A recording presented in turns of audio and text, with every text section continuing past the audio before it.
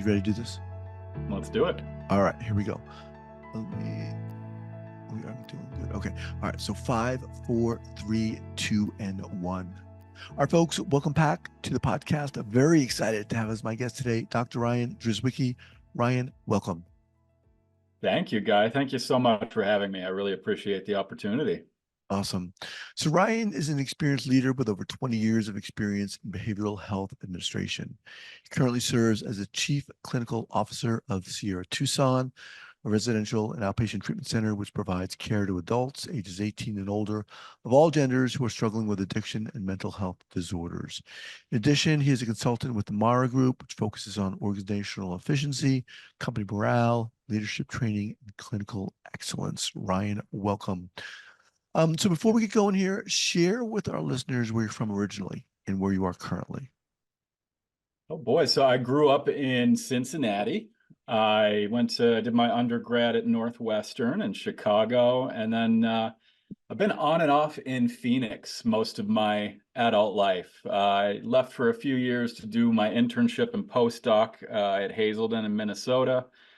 And I did a couple years with All Points North in Colorado. So I kind of ping pong back between the Arizona summers and the coldest places I can find. Nice. So before we kind of jump into, what it is you do and focus on and want to share with us today, if you can share with us, how did you get into this field and specifically this specialization and interest in the first place? I love that question. I was listening to some of your old episodes. I forget who it was. Somebody said, "Isn't it funny how the answer to that question changes every couple of years?" And that really resonated with me. I think in some ways, I always knew that I wanted to get into psychology, and I tried to run away from it for a little while because I think I was, I had concerns about the field, and I think eventually I came to say, I do want to get into psychology, but I want to think outside the box. I think I'm very interested in challenging the way that we look at mental health, and I love like the trauma informed kind of frameworks for that reason. It's instead of thinking in terms of the DSM and diagnoses and what have you, I think it really normalizes mental health and normalizes mental health reactions. I think for a lot of people, if you are feeling relatively safe, if you are kind of able to stay in that window of tolerance, you do well. And if you don't feel safe, it's easy to start to get dysregulated. And if you stay dysregulated for a while, that's when it starts to look like mental health and like some of the diagnoses that we treat. But I was always just a really big fan of normalizing that the struggle is natural, that obviously there's some more serious or significant conditions, but for most people, depression and anxiety are inevitabilities of life and inevitabilities of living in a society and what have you. And that I think everybody finds ways to balance and struggle, and everybody struggles in some ways and at some times. And that was always a really important message for me to get across in my work.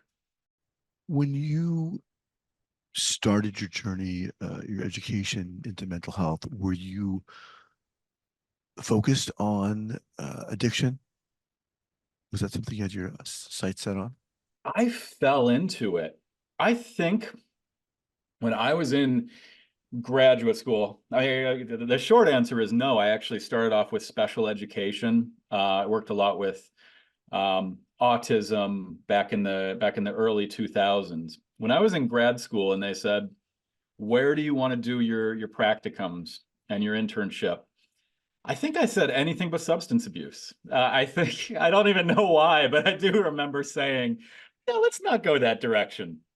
And so, sure enough, my first practicum's in substance use, and then the second practicum's in substance use. And then I recognized that, I think some of my hesitancy was that I didn't think I had a lot of experience with it or familiarity with it. I didn't recognize maybe the role that it played in my family. But once I got into these practicums, I realized, oh yeah, like I have a lot of addictive thinking. I think my family has some of those characteristics, and it felt familiar. It felt like I just knew the language right away. So after a handful of practicums, I did my internship and postdoc at Hazelden, which was a fantastic experience. And I've always kept, one foot at least in the substance abuse field since then. Hmm. And now, obviously, you're at Sierra Tucson. Let me ask you. You said you fell into that, and you started doing practicum and internships, those types of facilities. But what was it about substance abuse that you felt, not only that you could recognize maybe some of the addictive thinking, but that you felt like you could help? You could, okay, I can help in this particular area. My set of skills, particular set of skills or interests, whatever, I feel like I can do something here. Hmm.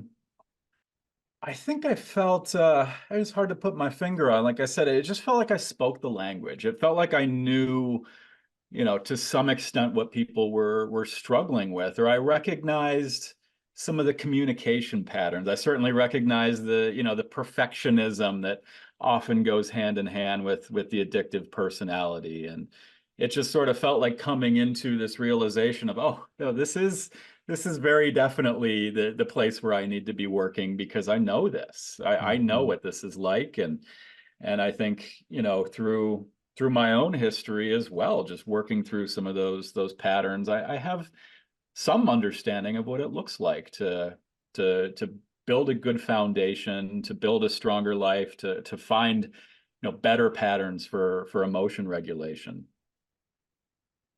Help me out here. Substance abuse, treatment centers, the people who suffer with addiction. I mean, that's intense. We all know that. We all hear that. We hear culturally of people going into treatment once, twice, multiple times, that it quote unquote takes multiple. And this is tough stuff.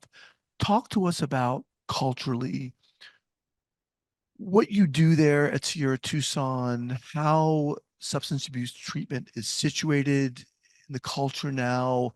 What do people need to know? Well, I'll say, first at Sierra Tucson, we did start out exclusively doing substance use. Now we have a couple tracks. We have the substance use track, we have a mood track, and a trauma track as well. I think the magic ingredient that we try to deliver is an absolute focus on the community and on community building and on helping people repair relationships and learn the skills to, you know, deal with the rupture and repair of relationships. So I like to tell our clients all the time, I mean, you're surrounded by some of the most amazing doctors and nurses and therapists that you're gonna, that you'll ever meet, but we're only here for a very limited amount of time. What we really want to do is have and create opportunities to just bring people together, to create a really strong community. We emphasize independent problem solving as much as possible. If somebody says, I don't like my roommate, we'll dig a little bit and understand why, but for the most part, we're going to say, well, what can we do? How do you want to handle this? How can we support you in working on developing this relationship? And I think that goes a long way as well. Like, I think people who are struggling with addiction and mood and trauma have oftentimes either have some, had some interpersonal maybe challenges to begin with, or they've at least, maybe fallen into a place where they're super isolated. Their family Mhm. might be upset, frustrated, at wit's end. Their job very, very often is in limbo and very tenuous, and their ability to create meaningful connections has been deeply impacted. So like I said, we really just try to get people together and get them communicating with each other. And we say, this is the magic ingredient, not the meds that you'll take or the therapy that you'll get or EMDR versus somatic experiencing. It's the learning to create new connections, learning to repair old connections, and recognizing that a strong connection doesn't mean that you and this other person are always happy. Like there's inevitable rupture and repair. So this is what we do when we rupture these relationships, and this is how you can approach those sorts of things. That's interesting. I mean, I can think of why relationships or the focus on relationships might be at the forefront of treatment. But I could also see strong arguments for maybe other things that might be chosen to be at the forefront too, such as, we're going to be focusing on trauma, we're going to be focusing on attachment. But of course, you can connect the dots in many different ways. But why is it relate? Talk more about why relationships. Why not looking at some other things? And I'm wondering about the 12 steps. Where does that fit in here? A lot of people Mhm. are familiar with that too. Sure. Um, why relationships? I think it's the most common thread. That's something we can put in place across the board for people coming in with, whatever presenting problem. And then we do have separate tracks for mood versus addiction, co-occurring, and trauma. So the programming certainly looks different, and we'll match people up with different modalities, different medical interventions. You know, TMS, ketamine, what have you. We have great resources here to plug in a lot of things, but I do think that that connection piece or the attachment piece is fundamental, because I think that that's what people can take with them out of a facility like this as they move down to lower levels of care. Just the ability to create a community around them. And to the second part of your question, I think that that's the magic ingredient with AA. I AA is always a hotly contested issue with our clients, because people take objection to various parts. But Hmm. I always say, I mean, I love it in particular for that focus on community, Hmm. finding a sponsor, finding somebody to connect with on a really deep level, having people that you can call late at night if you're struggling, having a group that you can go to, having a community that understands to some degree what's going on for you. And I think that that really goes such a long way to reducing shame. Um, so I think, to me, that's one of the real magic ingredients of AA, and one of the magic ingredients of many of the modalities that work really, really well. In this kind of level of care, like a residential level of care, anywhere you go, group psychotherapy tends to be the primary modality that we're putting into place. And I think the reason it works is that here you've got a group of people who can talk and have issues and resolve the issues and confront each other and learn how to confront and be confronted. And so I think that that's just a commonality. I think that the people who thrive when they leave a higher level of care like this are the people who have been the most successful at creating relationships and building kind of those relationship skills. With the clientele, with people who suffer from addiction, and I know it's hard to speak in absolutes here, but is there a thread? Is there a commonality that most oftentimes relationships are suffering? Yeah, I tend to think that relationships is something that most people struggling with addiction can relate to. Some people will say, yeah, this has always been a struggle, and others will say, no, this has not been a struggle at all until very recently. And a lot of other people will say, yeah, my relationships used to be a lot stronger and then gradually deteriorated over time. But I think that it's so critical to long-term success that I think that it's a great spot to approach addiction from. Hmm. So one of the things you said you wanted to talk about was what the role of therapists. Talk more about that. Um, One of the things I've been doing a lot this year is actually talking about um, leadership and therapists in leadership. And I think it connects to what we were talking about, because what I say all the time is, in order to have a successful treatment center, whether it's inpatient, residential, or PHP, you have to have a trauma-informed environment for for your residents or for your patients. And in order to have a trauma-informed environment for the residents and the patients, you have to have a trauma-informed environment for your staff as well. It has to be holistic, you know, from the top down, things have to be trauma informed. So I've spent a lot of time lately, both, you know, in consultation and then doing presentations about what that looks like. And I've leaned a bit on what I know, which is, you know, what does that look like for a therapist? Because I think therapists have an amazing skill set at the relational skills of management that are difficult to teach. I think therapists also generally don't have a strong foundation in some of the organizational or operational pieces. You know, if I sit down with somebody and I write up, you know, an action plan or action items, you can just see the instant look of like, what are you talking about in their eyes? Um, so that's been a passion area of mine as well, is talking about like what makes therapists great leaders and how do we lean into that?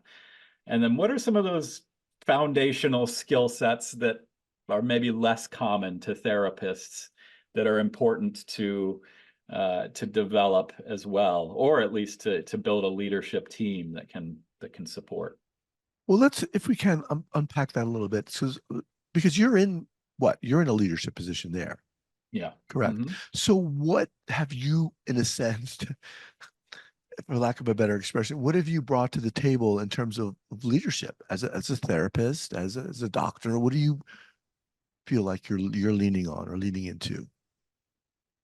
I think what's foundational for me, I really take a close focus on staff. I want my staff to feel supported and heard and respected.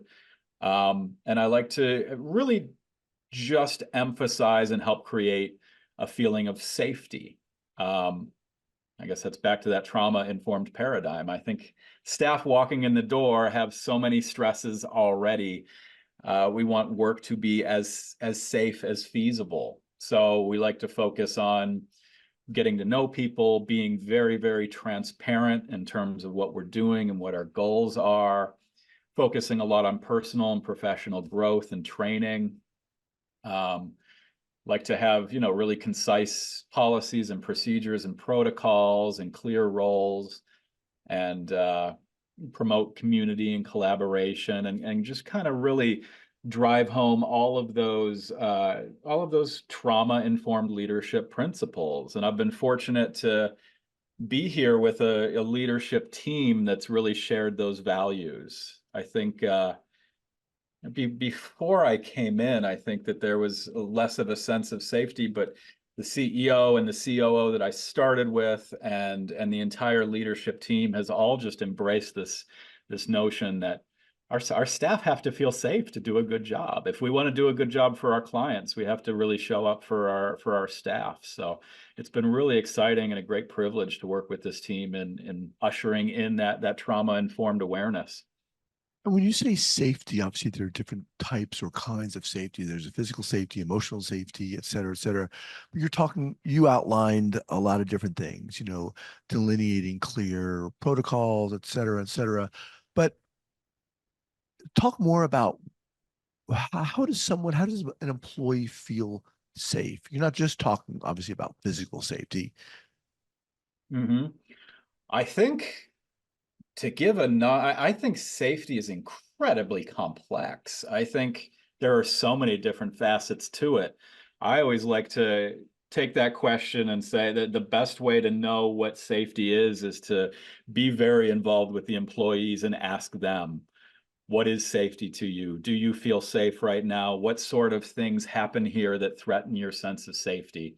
Because I think it changes from day to day, moment to moment, staff to staff. I think that the most important part, rather than trying to guess about the important components for safety, is to really have some robust systems to meet with staff and get that information, you know, live, and act on that information quickly. So what are some of the things you might hear if you were to ask, or when you did ask your staff that, what might they have said? You hear things from, I think communication tends to be very, very critical for one. There are some people that are super worried about the things way outside of our control, like, you know, are we doing well financially? Is the business okay? Like everybody has some awareness that it's a challenge to run a business. It's a challenge to run behavioral health. So some people are worried about, are we financially healthy, and really benefit from transparency around that. Other people, I think it's much more granular. Like, hey, we've asked for a coffee maker in the staff office 2 or 3 times and we haven't been heard, and that makes me feel like nobody's listening, and that makes Right. me feel unsafe. So I think communication is really a broad piece of what helps people feel safe. Um, Otherwise, I do think clarity helps too. In a we're a for a treatment center, we're medium to large, and things constantly shift, and so making sure that we clarify our roles and our responsibilities and policies and procedures is really important. We have enough new hires and enough turnover that we have to kind of regularly go back to, hey, this is who we are, and this is the way we do things. One big initiative we had was, we called it, speaking a common language, just talking about like how do we respond to frequently asked questions from our clients? What are some of the buzzwords or key phrases that we use here as an organization? So that was a critical piece as well, as we've kind of learned, how to do a great job at being a trauma-informed workplace. It's interesting when you brought up this topic and you said a lot of times, oftentimes, people who go in, become therapists, don't really have what the proclivity for leadership. And that's obviously not all, but I would agree with that. I mean, it seems like a different but yet complementary skill set or inclination. Yeah, I Are think, when it comes to, I always say therapists are allergic to numbers. When a therapist gets to that level of leadership where there are various KPIs, or, tracking or finances, or, even things like AMA rate or average length of stay, I think that a lot of therapists have an immediate sort of, oh, I don't want to deal with that kind of a reaction. So I think therapists have a fantastic skill set for leadership, but there's that learning hump of getting over that initial resistance to that particular aspect of leadership. so are you suggesting or kind of making an argument that therapists really begin to lean more into this, into a leadership role, or are you suggesting there are obvious benefits to it? What is your kind of thesis in a sense? I think that it's something to either lean into, or if you're a therapist in leadership who's fortunate enough to have a leadership team, find somebody on your team who can speak that language. It's absolutely critical to get as many therapists as possible comfortable with the KPIs and the numbers and the metrics, so that they can have a seat at that table and feel really empowered and feel like a valuable part of the team. So as we kind of wind down here, and I want to put myself in the position of our listeners here, what does it take to work in this context? What does it take to work with this clientele, if I can use that? I like to say that the most important piece of this job is what you do outside of here. I know it's cliche, but I say forget work-life balance. This is about life-work balance. Because I don't know about you, but if I am burnt out, if I'm not doing well, I'm worse than worthless at work. I'm toxic, and I think that's how we operate. If we're not in a good place, that level of that energy bleeds out really, really quickly. So I think what it takes to work in this workplace is the ability to recognize that, well, everything that we're doing for our clients, we need to do for ourselves as well. We need to be constantly working on growing our own window of tolerance. How do we manage our own dysregulation? How do we create meaningful connection? And just recognizing that it's a balance. Sometimes we Mhm. talk about self-care like it's a checklist, like I'll go to the gym and I'll spend an hour with my kids and I'll spend, some time doing this. And I think it's an ongoing thing where you have to check in with yourself pretty regularly and say, am I okay? Am I doing okay? Am I headed down the right road? And make sure to keep that balance and really prioritize being able to come to work in a healthy headspace. Easier said than done, right? For a lot of us. Now, was that something that just came to you naturally, or did you have to like work at that? Oh, Like, that is that's an ongoing balance for yeah. sure. I like to I had the best list of New Year's resolutions just this year. As I said, I think I have this self-care down to an art. And it works so well. From January 1st until I think May 20th, I was so on at work all the time. And then I took a week off to go on vacation. And when I came back to work, it all fallen apart. I came back to work and it was like, oh, I hate being here. This is all terrible. This is awful. And thankfully, I caught myself really, really quickly. But I mean, it always is humbling how quickly all of that can fall apart. And I always tell people too, like, get a good group of people around you who can call you out, because the last Hmm. person in the room who knows that you're about to get burnt out is yourself. So Hmm. I think it's just so critical to keep an eye on yourself and have other people keeping an eye on you so that they can say, hey guy, are you doing all right? Or, hey Ryan, you just seem like you're spinning a little bit. And I'm fortunate enough to have a great team around me here that knows how to say that to me, and knows how to say, no, really, if I'm in a place where I'm not at my best.